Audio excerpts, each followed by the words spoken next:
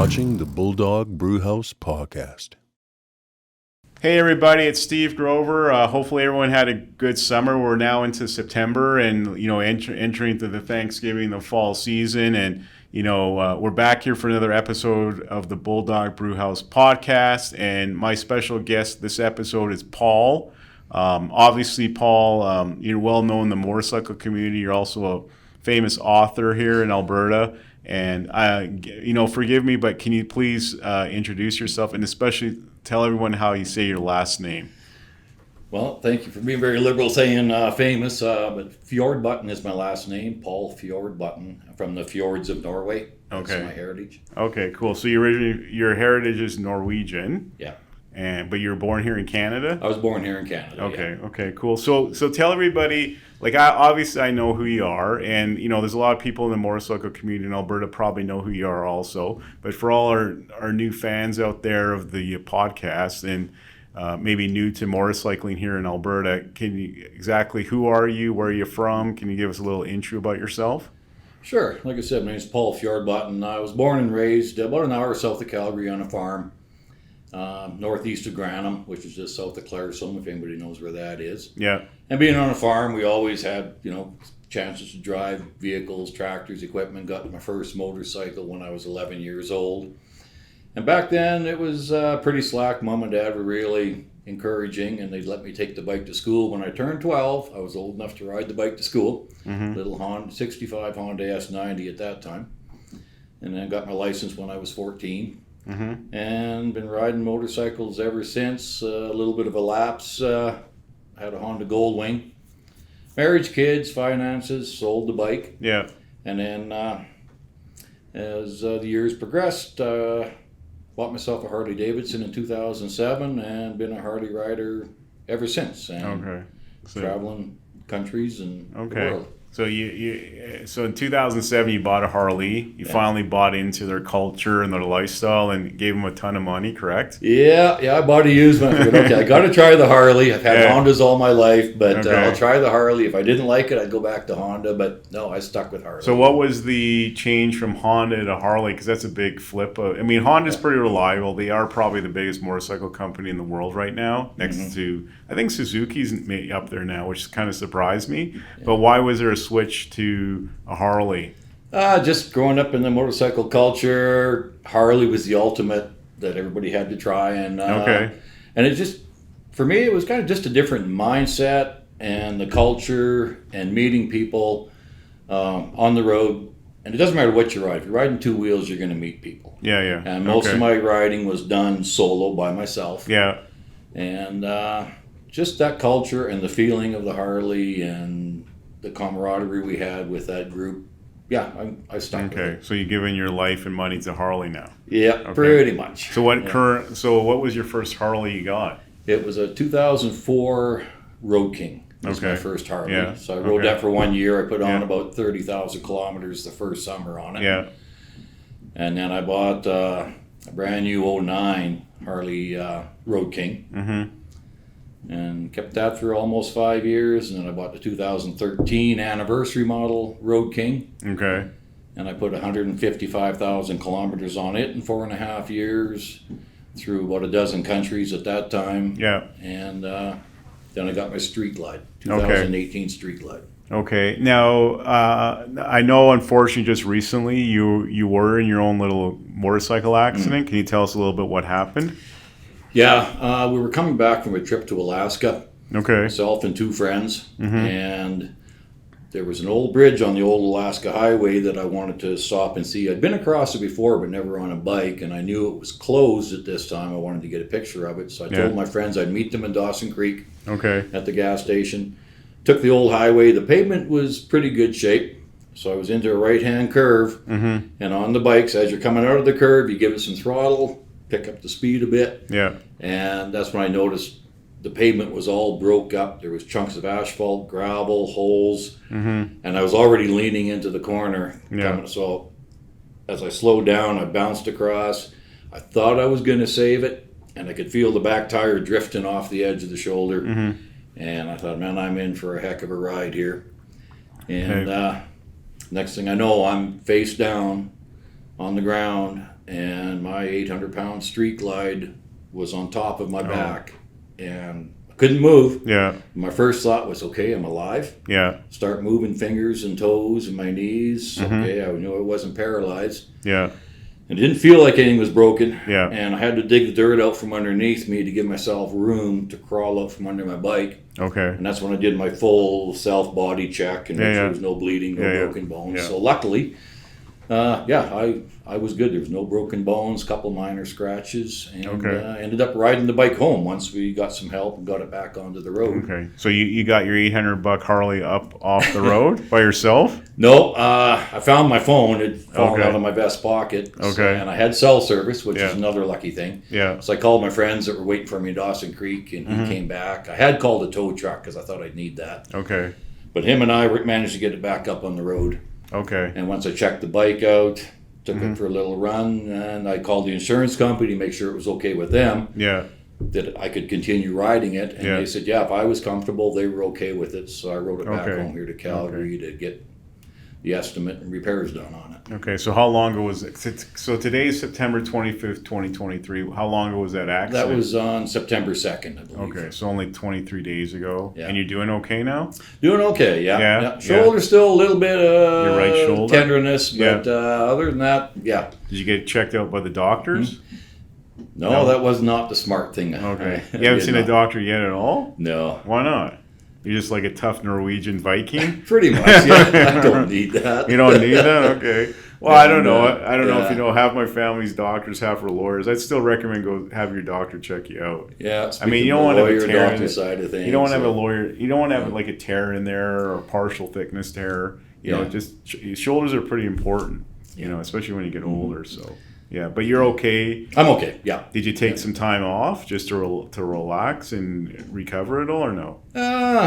Well, I was home for about 2 days before I found another motorcycle to buy just in the interim since mine was broken. So I did go back to the metric. I bought myself a Yamaha 1100. Okay. Just having a spare bike until I get back onto a Harley. Okay, so is your Harley written off, or is it going to repair it? I haven't got the official news yet, but I think from the value that Harley put on it for repairs, it's probably going to be written off. Okay, so you got a Yamaha now?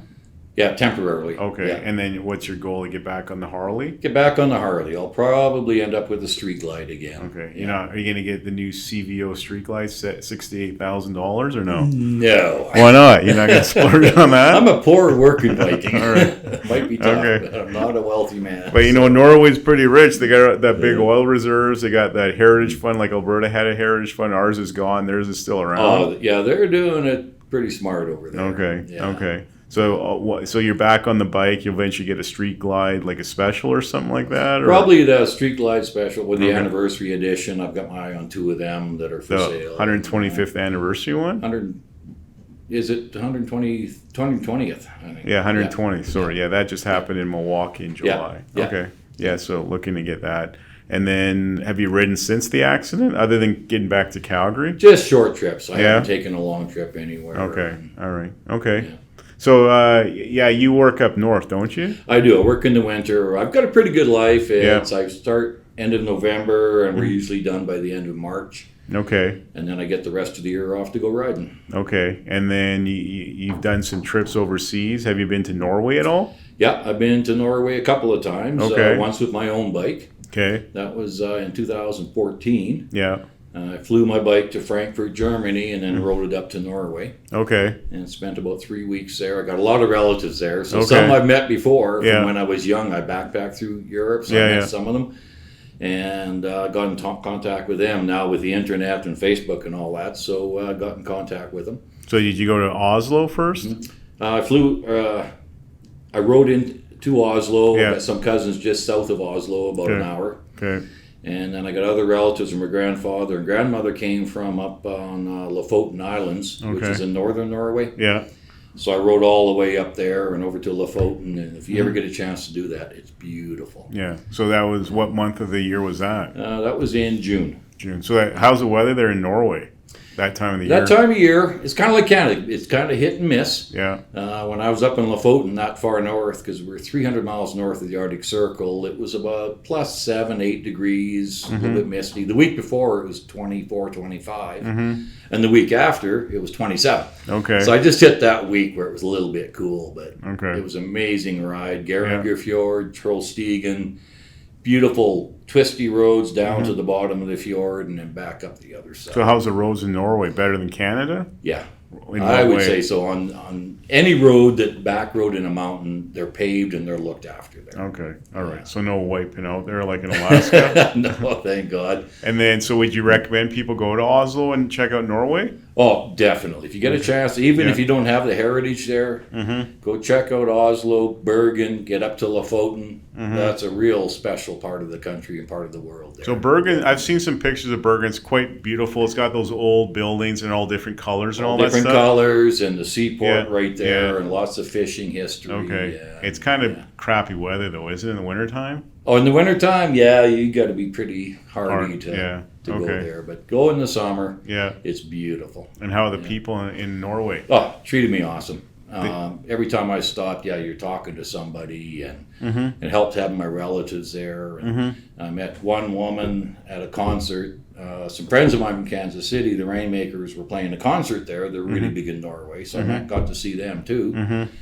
And the cool part was I met this woman there, and before I left Norway, I stopped, just gave her a call to say nice meeting you, and she was married. And she says, oh, a friend of hers was telling her about this guy from Canada on a Harley that he met at a gas station. And this is 3 weeks after I met her, and happened to bump into a friend of hers. So it's a real small world. And Okay. All right. And then, so Norway was good. How long were you in Norway riding in 2014 for? I was there about 3 weeks, and Yeah. then I went back down south and went down through Italy, Switzerland, Austria, Okay. and I finished up in Paris, and I flew home from Paris. So any other trips you've made overseas motorcycling other than Europe? Any other? Well, this summer, Yeah. a buddy of mine wanted to take his to Europe, and Yeah. he'd never been to Europe before, so he asked if I wanted to, and well, I checked my bank account, and I certainly had the time, so I went with him. We flew our bikes again Okay. to Paris this time, and Yeah. we covered Spain, Portugal, Italy, and Okay. covered about 12 countries this summer. So you've taken your bike to Europe a couple times. Twice now, yeah. Any problems with mechanically, like getting it serviced over there at all, or no? The first time, no, not a problem at all. The second time, it was a little tougher to get in for an oil change and just servicing, but the bikes ran good. Anybody that rides Hondas or Yamahas, you Yeah. say Harleys always leak oil and break down. Yeah. They've gotten way better. Okay. Yeah, we did 12 countries there, 6 weeks, and no problem. So there's no problem with getting mechanical work and service work done in Europe on a Harley at all? No, there's quite a few Harley dealers. Yeah. Probably not as many as there is in the U.S. here or Canada. Yeah. But they're quite plentiful too. Okay. So you All can right. get the parts and get repairs Okay. done. Any other trips you want to, like anywhere you want to go that you still have on your bucket list for a motorcycle trip? Well, didn't really plan on it, but the way it's worked out, I've traveled across Canada except for Newfoundland. Okay. So I have to get that done. Yeah.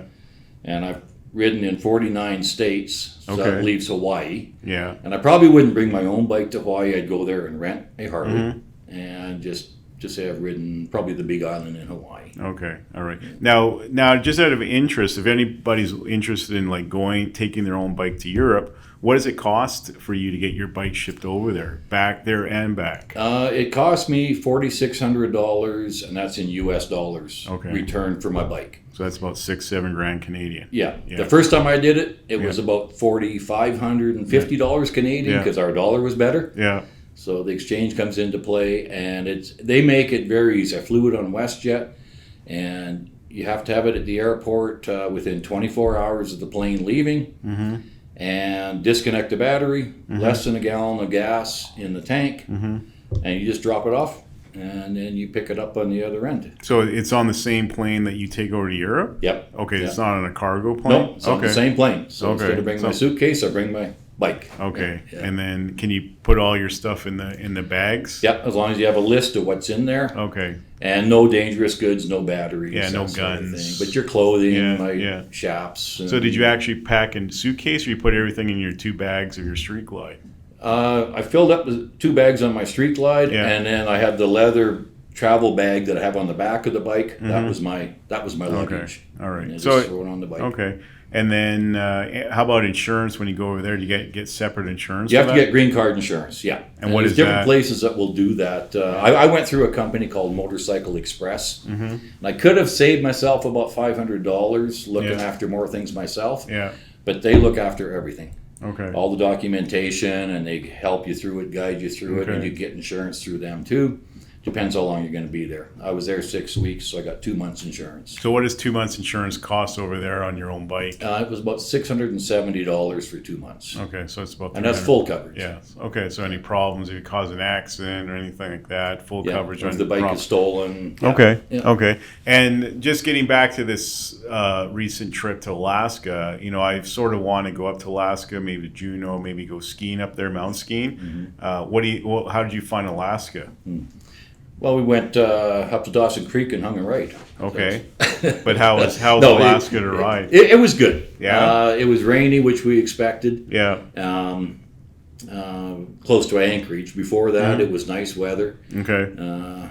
Because of the timing of my friends, we didn't have a lot of time to explore a lot of Alaska. Okay. The one road we were planning on taking, because I thought it was paved, but going to be kind of a little bit rough, going up through Chicken to Dawson City. But when we found out that road was horrible, the last 100 and some kilometers was not paved, it's potholes, Okay. and even the locals didn't recommend taking that. So Okay. So how's So the we highway changed up from Alberta to the Alaska highway up to? it was good. There were some construction areas. That was the Yeah. only issues. You Yeah. slowed down. But that time of year, a lot of the work had already been done, and it was well packed. Okay. I would think if you go earlier in the year when they start construction, it would be a little tougher on a motorcycle, and then the adventure bikes would be the way to go. Okay. But for Harleys, I would recommend a little bit later in the year when Okay. construction is more. Yeah. Okay. So, Around the time that you went. Yeah. Okay. Yeah. And where did you And go in enjoy. Alaska? What towns or cities? We went to Palmer and Anchorage and Valdez and right on the coast there. So how did you find Anchorage? What was Anchorage like? Was it a nice city or? Where we went, yeah, it was a nice city. We Yeah. didn't spend a whole lot of time there. Like most of my riding, I avoid the cities. I go Okay. into them when I have to, Yeah. and hit the smaller towns. Okay. And were you camping or staying in motels? Staying in motels and Okay. cabins. Okay. And then how was the scenery up there? It was gorgeous. Yeah? Yeah. Okay. We really wanted to get to Mount Denali, which used to be Mount McKinley. Yeah. But it was so cloudy and fogged in and rainy Yeah. that day, we didn't get to see Okay. much. But All right. if you had more time, And then how was Valdez? it was nice. Yeah. Yeah, Is real there- small place, really homey, Yeah. laid back. I trust it's all cleaned up after the Exxon Valdez Yeah. spill. It's all done. Yeah. Yeah, I would imagine. Okay, Yeah. all right. We didn't really, locals didn't talk to us about Okay, that so yeah, yeah. much. And Okay. the cool part about Valdez, we were there. On our way there, at a gas station, I saw a BMW from Austria. Okay. So I looked around for the rider, and I saw him and got talking to him. And I said, yeah, I had my bike in Europe this summer. I said, I didn't go to Austria, but I was in Europe. And he looks at me, and he looks at my bike. He says, were you in Portugal? Yeah. I said, yeah, I was. I saw you, he says. Okay. We didn't talk, but he Yeah. remembers the bike and remembers me Okay. in Portugal. So That's pretty cool. Oh, yeah, that's really cool. Okay, cool. Yeah.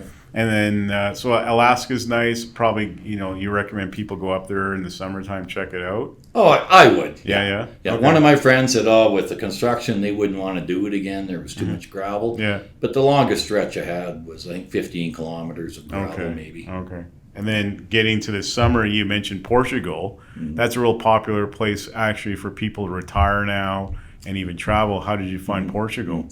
It was beautiful. I was thinking the same thing. I would look there maybe to retire there too. Yeah.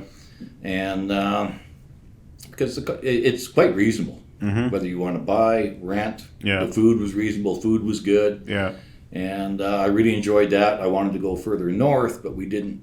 We ran out of time again. Time's a constraint, no matter Yeah. how much time you plan on a trip.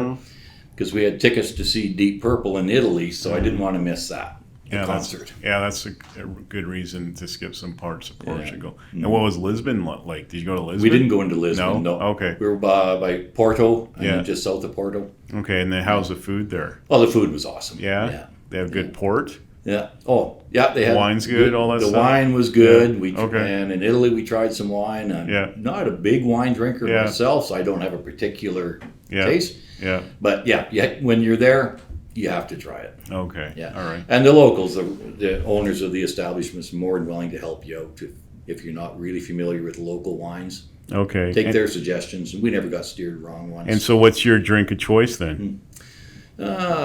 Usually spiced rum. Okay. Captain Morgan or something, or Captain Morgan is fine. Okay. Drink that with water, and then we'd always have to try the local beers. Okay. Even traveling here, I ask what's on tap, what's local, and just try it as long as it's cold. Because I think last summer, Grover Law Firm gave you Norwegian vodka. Yeah. Well, did you try that yet? Yeah. How was it? It was good. Yeah. I still have some. Oh yeah. Okay. Yeah. So obviously everyone knows that Norway's known for oil, obviously.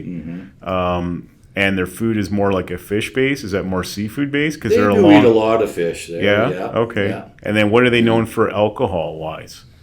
Akavit is what they're known for. So what is Akavit that other people don't know? From different fruits. It's kind of almost like a liqueur, and there's one company that makes it. And the old tradition was they put it on the wooden ship, go down south by New Zealand, so they're south of the equator, with the kegs of this liqueur, and then they bring it back up to Norway, and then they bottle it. Oh, okay. So they put it on the ship and then bring it back? And then bring it back to Norway to bottle it. Why is that? They think their theory was going south of the equator did something to the alcohol content and made it that the taste just that much more distinctive. Okay. So whether there's anything to that, we'll go with their claim. Because funny, it was good. I got a bottle of that last Christmas, so maybe I should try it. I didn't know that they take it down south and bring it back. Okay. Yeah, I don't remember the name of it offhand, but there's one company that makes it. Okay, all right. And then, so at the end of the day, Norway's good, Europe's good to go. I mean, it costs a little bit money to get the bike over there. Would you recommend that to people, or more rent their own bike there?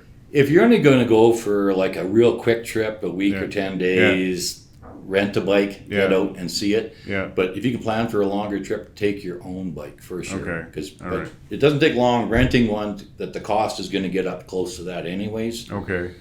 And it's just the feeling of having your own motorcycle there. And when I got back to Canada, got it from the airport the next day, rode off, and you think, just a few days ago, I was riding in your own bike. So what would you recommend? If a person's going away for 3 to 4 weeks, that would be enough time to get your own bike over there, or still rent? If you're going for 3 or 4 weeks, if you can afford it, get your own bike over there. Okay. Yeah. All right. Okay. And probably Paris or Frankfurt. There's certain places that are really accommodating to help you, and I say Paris and Frankfurt or Rome would be the places to fly into. Okay. And you flew WestJet both times? The first time it was Air Transat in 2014, and this summer was WestJet. Okay. All right. So no complaints, and you obviously recommend that people take their bike if they're over there for 4 to 6 weeks. Okay. Now let's. I know we talked a little about motorcycling, and you work up north, and you work a certain period, then you take time off. Yeah. But you're also a famous author, right? Is that correct? Well, famous, you can use that word very loosely. Well, according to Winston and Roosevelt, just want to show everybody this book. This is a book that Paul did. I met you at One Broken Biker Night down at the barbecue pit in Okotoks. Big Sky, and you did a book about Ashley Atkin. Well, she was in one of the books. I wrote a series of children's books, and it all started with my first book about my grandson, one of my grandsons, that when I bought him his first motorcycle. And a few years ago, when I was updating my will, I was writing a little biography of my life just for my kids. So when I'm gone, there's a lot of things growing up on the farm that you don't talk about. And so I was adding that to that biography when I bought my grandson his first motorcycle, and I thought this will be a cool story. So I closed that out and opened up a new page in my computer and started writing the story, and everybody just loved it that I read it to. So I thought I'll make a children's book. Okay, so how did you end up going? You write a story about your grandson, you make it in a children's book, and then so What inspired you to do that? Just your grandson? Or? Yeah, just my grandson. Okay. Just sort of a legacy for them. Yeah. And I had so many stories to tell, so now I ended up writing a series of 7 books. Okay. And all my grandchildren's are names, characters throughout the series in the book somewhere. Yeah. And if anybody goes, the series is called Riding with Kyle. Okay. Now, Kyle is actually my son, not my grandson. Okay. Because I got 5 grandchildren, so I didn't want to call the series Riding with Cohen. Yeah. Because you're picking out one of your grandchildren. Yeah, exactly. Okay. So okay. That's why I called Riding with Kyle. And I checked with his brother and sister, too, to make sure they were good with it. And him and I have done some riding together. And so it's like you've done this book called We Will Rock You, and it's about Winston and Roosevelt coming from overseas to work with OBB and Grover Law Firm. Yeah. It's a children's book, very good artwork. How did you get involved with the publisher? Well, this is self-published. Yeah.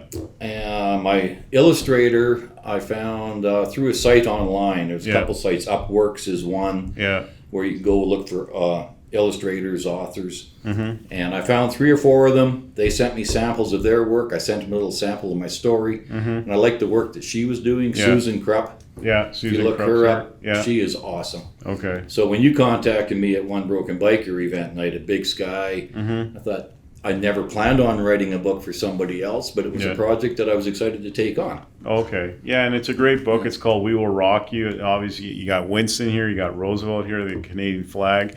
Now, it's written by you, Paul, and Ann White. So who exactly is Ann White? Ann White's a friend of mine, and she was with me that night, so her and I were bouncing ideas back and forth on what the storyline would be, where we could go with it. Okay. And of course, you and I met a few times. Yeah. Because I wanted to get into your head, and it was very different process writing a book like for you or for anybody else. Yeah. When it's my own book, my experiences, I just write it the way I want it. Okay. But I want it to fit what you had in mind too. Yeah. Okay. And then obviously this book is dedicated to Queen Elizabeth II, who recently just passed away, unfortunately, and then also the One Broken Biker. Yeah. Okay. Yeah. All right. Yeah. So obviously, if anyone wants a copy of We Will Rock You, just contact me at Grover Law Firm. We'll gladly send you a free copy in the mail. But otherwise, is there a website people go to look at your collection of 7 books and We Will Rock You? Yeah, the collection of 7 books is ridingwithkyle.com. Okay. And 4 of them are available on Amazon also, but it's best to contact me directly, and I will sign them or dedicate them to whoever you want if you're buying for a child. Yeah, and then how much do Riding with Kyle books cost? $15 Canadian. Per book? Per book. And then if you want the whole series, you give a discount? It's $100 for the whole series. Okay, all right. And then what do you charge for We Will Rock You if I can't give a free one out? What, $200? Oh, at least that. I mean, we're Roosevelt and Winston to get their cut. Yeah. Okay. Yeah, it was pretty cool. Pretty expensive. I mean, obviously, you wanted to meet Winston and Roosevelt. I remember you coming by the house, took some photos. Yeah. They're pretty active kind of guys. Oh, yeah. To get and see their personality and meet them, for sure. And it's just about how they came to Canada. From England. They met Ashley. They met me. They've helped a client of us, Jim Powers, too. Yeah. And they're just, they're inspiration. Obviously, Winston's our motorcycle mascot for motorcycle law practice. And then Roosevelt, obviously, he came later in our life, in our family, and he's more of the trucking accent kind of guy. Okay. Mack Truck is, they have a Bulldog as a mascot. Yeah, I used to have a Mack Truck. Yeah. So this is a great book. I mean, it's so cool, and we've given away, and so many people have been so amazed of what you've been able to do. And obviously, this is a project that we worked on for almost a year. Correct? It was just about a year to the end. Yeah, and then it came out earlier this year, and everyone just thought it was totally cool. That's really good to hear. It was a lot of fun working with you on that, Steve, and I'm glad to get the good feedback on it for sure. And obviously, I've got 3 younger sisters, and sometimes they're not the easiest women to impress, but I gave a copy to Lisa, who's out in Canmore. She's a lawyer in Canmore, Banff, for her daughter Charlotte. Okay. And my sister Lisa was quite impressed. Like, this is really good. Oh, cool! Yeah. And then Uncle Steve's in this book and everything. Winston and Rusi. Okay. Yeah. So that's pretty awesome. And Jim Powers in there. I called him, make sure he was fine using his image. Okay. All right. Any other books coming out? Any other series you're looking at, or are you going to take a little sabbatical for a while? Take a sabbatical, at least for the winter. Different people have approached me with ideas. And I've started now doing readings for children at the libraries. Okay. October 2nd, I'm at the Okotoks Library. Okay. And so you just read books to kids? Yep. To pass your time until you head back up north? Yep. Okay, yep. November? Yep. They enjoy it, and it's good getting their feedback. Yeah. Okay. Well, it's a great book. I mean, it's a great read for anybody that wants to read about it. Obviously, it's a great marketing tool we have. And, you know, I know Winston and Roosevelt, they're so proud of having their own book. So I want to thank you for taking the time to do it and, you know, collaborating with me. And it's just a great read for anybody that wants it. And it was a pleasure. And since then, I've talked to a lot of people that say, they've always had an idea for a children's book, but they've never done anything with it. Because it's very intimidating. But if you have an idea, anybody out there, start writing it. And do your editing. If you need some help with that, there's people out there who will help with that. And you can do your own self-publishing, too. Yeah. You just have to find a good illustrator, if you don't illustrate it yourself, and make it happen. Okay. Even if it's not for sale, your own family will love that legacy. And so you didn't do that series of books to make any money, right? No, I didn't. Just to impress your grandkids, eh? Well, yeah, that's right. When Grandpa's gone, they always got something. Okay. And now it's published by Fjordbotten Press? Fjordbotten Press. That's my own name for it because I self-published. Okay. And it's printed by Okotoks Print and Copy Shop in Okotoks? Yeah. They did an awesome job. And And then the first print of this book is May 2023. So it just came out this year. Yeah. And it's been a hit. So anybody wants a copy of it, just contact us at Grover Law Firm. We'll gladly send you a copy. Is it possible, can people buy this online? Or do they have to contact you directly? It's I just had them printed just for you. Yeah.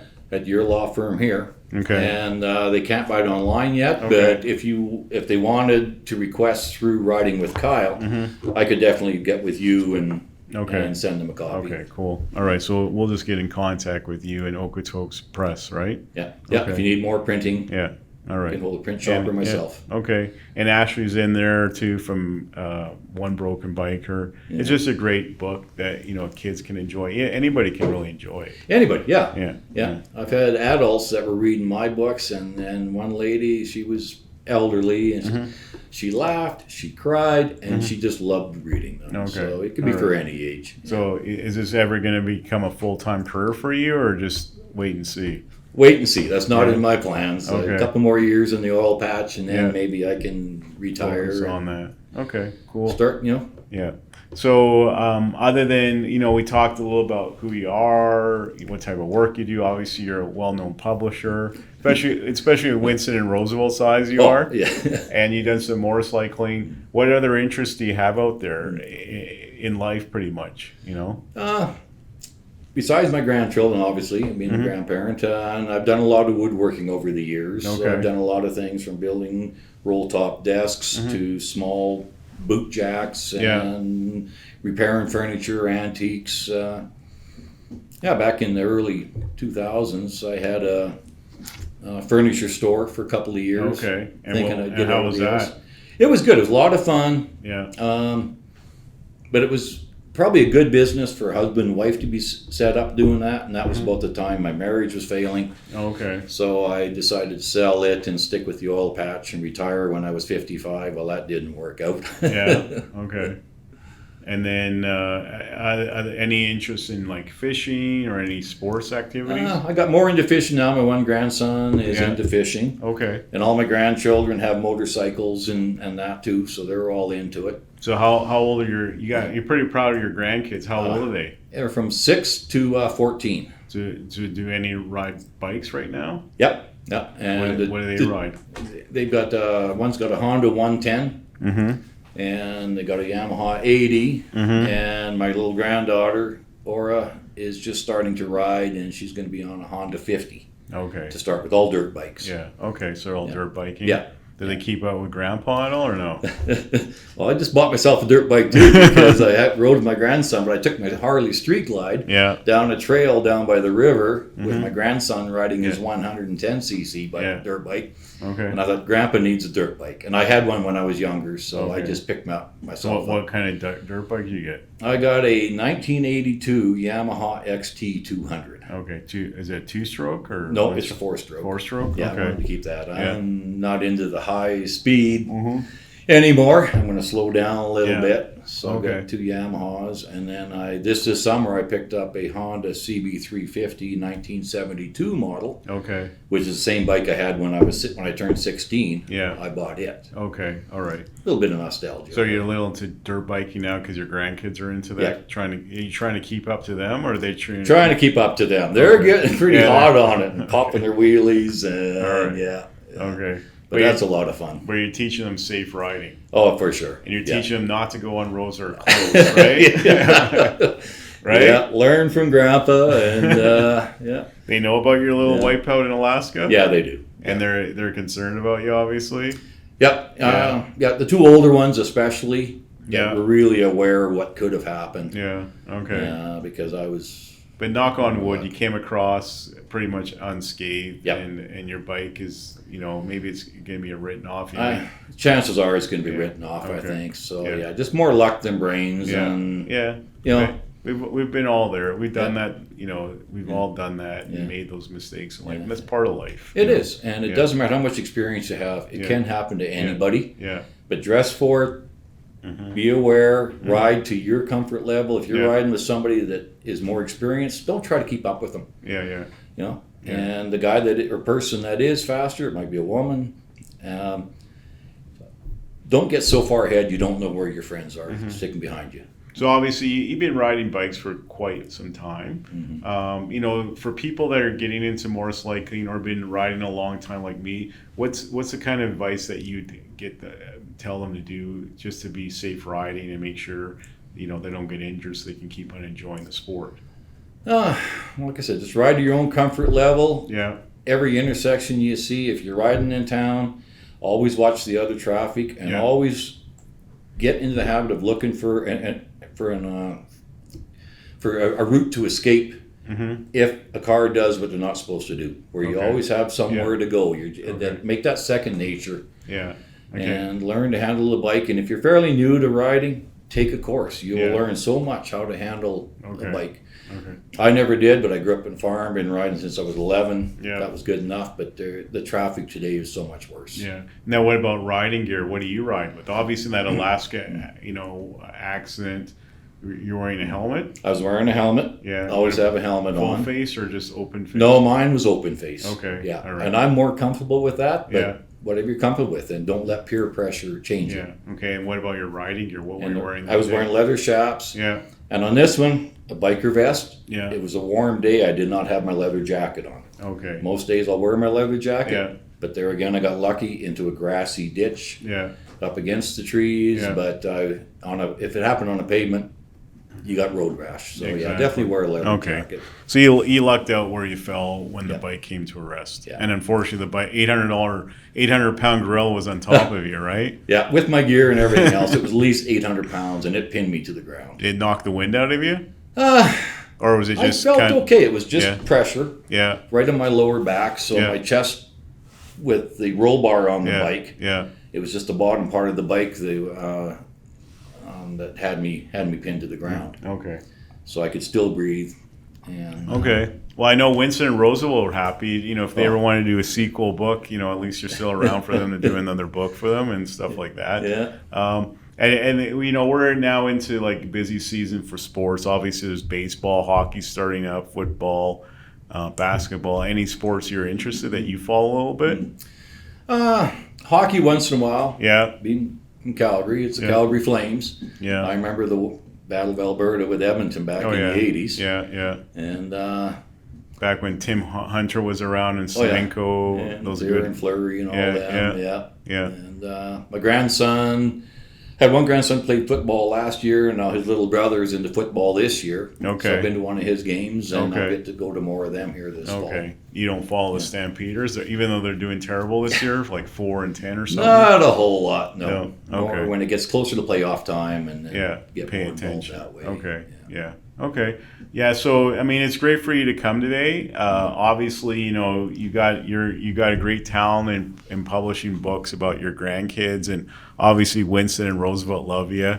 I mean, I love them too. It was so nice for them to, you to come to the house and meet them that before you published the book. And, I read the book to them, so they like it. They did. Okay. I'm glad to hear that. Yeah. Usually Roosevelt's looking for food, but he actually sat down for 5 minutes just to relax and let me read the book That's to funny. him. And Winston always loves anything about him. He loves the attention. He's got the ego, doesn't he? Yeah, he's got a little ego going. So, Yeah. Well, they must have left their little stuffies too. Oh yeah. But this is a great book. So if everybody wants a copy, please contact us. If anyone's interested in doing their own book, obviously, Paul, you're open to helping people out. Yeah, I've done a few people. If you have an idea and you're working, don't know where to go, I'll help you out the best I can and give you some direction. And what's the best way to reach you? By email, by phone, or something? Yeah, to go to the website, ridingwithkyle.com. Yeah. There's an email address on there. Send me Okay. an email and I'll help you out the best I can. And, Okay. and if you look for an illustrator, I got to recommend Susan Krupp. All right. But you like, it's a whole package, because I gave you the ideas. You came and took pictures of Winston and Rosie. Saw their, they've got two different characteristics, right? Mm-hmm. Yeah. And then, but it was, what was easy, we sat down, we talked about what the theme would be, and then you came back with a book, and we went through a couple little changes. Little changes, but nothing the big. cover mainly. Yeah, but at the end of the day, the story was put together by you and your team, and it was so easy to deal with because you have your own team with your publishing company, publishers and all that.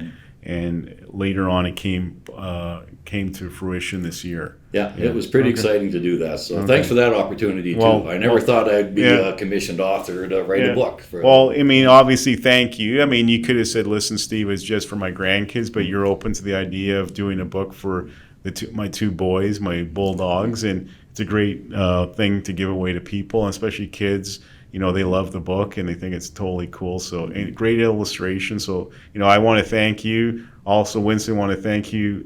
And Rosa, I know they're not here. They're probably at home sleeping right now, waiting for dinner from Dad, but I'm here. But, we want to thank you for taking the time, being a great person here in the motorcycle community, and obviously being a great publisher, and hopefully see you on the road one day soon, okay? Hopefully. All right. Well, thank you Well, for coming. thank you, Steve. Cheers. Okay. Thanks, Paul. So anyone out there, if they want to, obviously do their own book, children's book, or, book in general, just, reach out to Paul. He'll probably easily help you out. And then until next time, stay safe, and hopefully everyone has a great Thanksgiving coming up. Thank you.